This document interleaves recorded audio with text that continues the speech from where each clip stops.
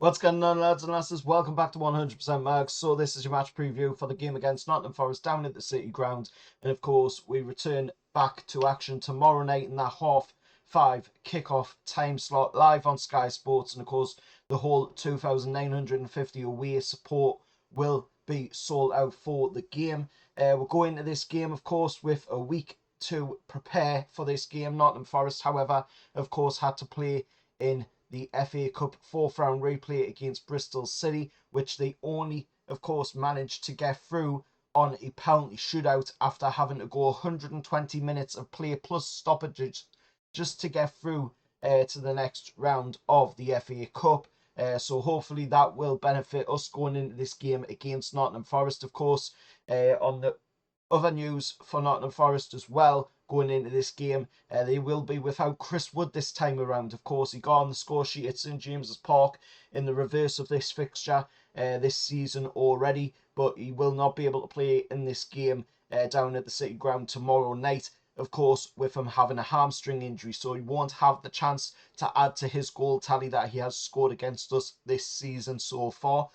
Joe Worrell has joined Turkish side Besiktas on a loan.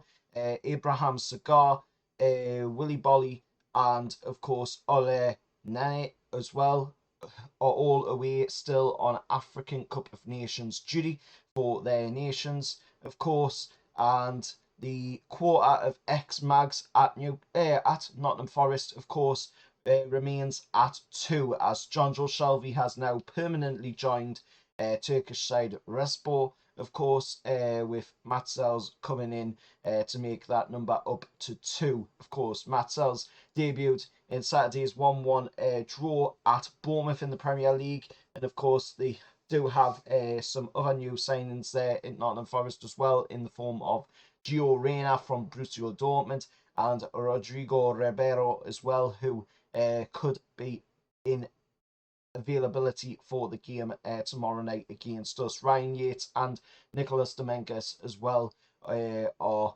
expected to play in the game tomorrow night down at the City Ground. Now, looking at Nottingham Forest's record so far at the City Ground this season, they've won 3, 2-1 win against Sheffield United, 2-1 0 win against Aston Villa, and a 2-1 win against Man United. A trio of draws against Burnley, Brentford, and Luton, 1-1 and 2-2 respectively, and 5 defeats against Brighton, Everton, Spurs, Bournemouth, and Arsenal. 3-2 loss to Brighton, a 1-0 loss to Everton, 2-0 loss to Spurs, a 3-2 loss to Bournemouth, and a 2-1 loss to Arsenal, of course.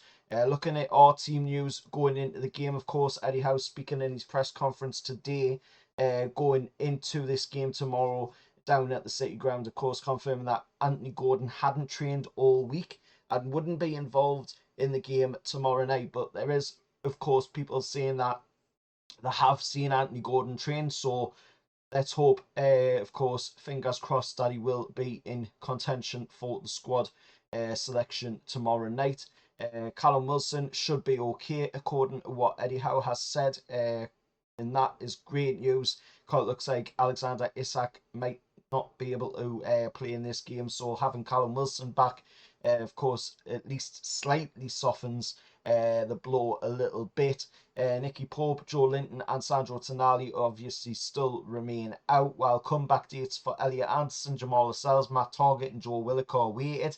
Elliot Anderson did put up a promising update on his social media accounts, which looks like he might not be that far away from coming back, which is great news. He's been out for a while with a back injury, so hopefully, it's not long now until we see the lad back in action in a black and white shirt.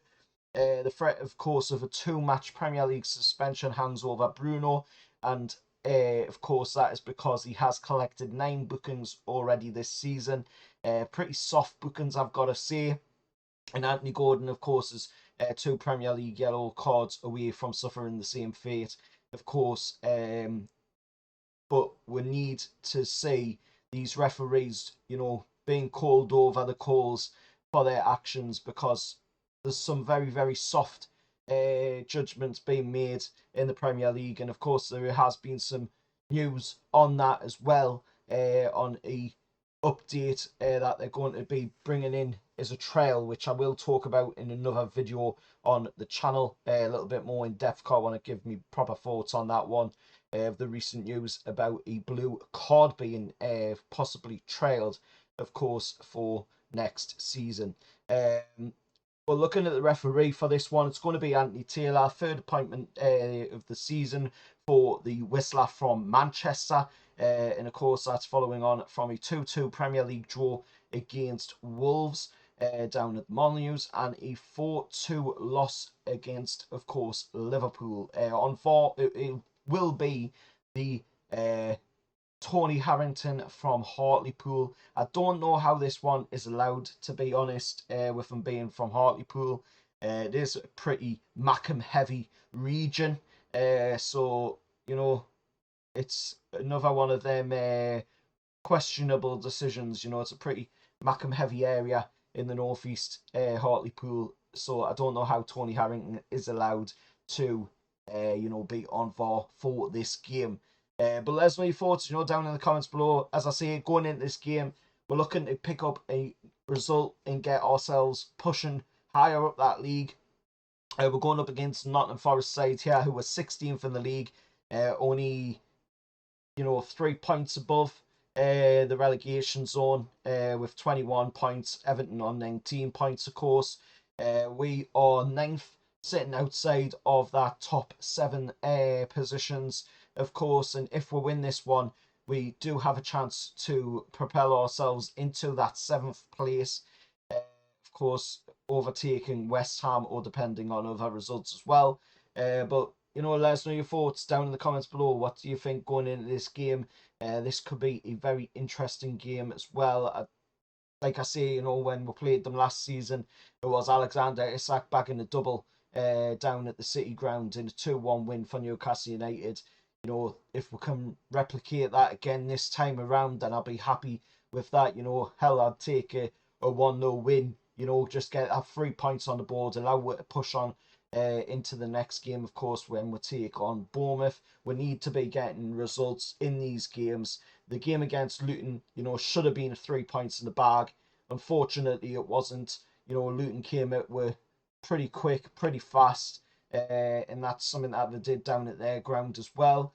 But I still believe we could have won that game. If we had had a little bit more emphasis in there, and a little bit more respect, from the officials in the game as well. I thought there was a couple of very dodgy calls in that game. But let us know your thoughts anyway down in the comments below. And remember to hit like, share, subscribe to the channel, and I'll see you all for the next one. How are the lads?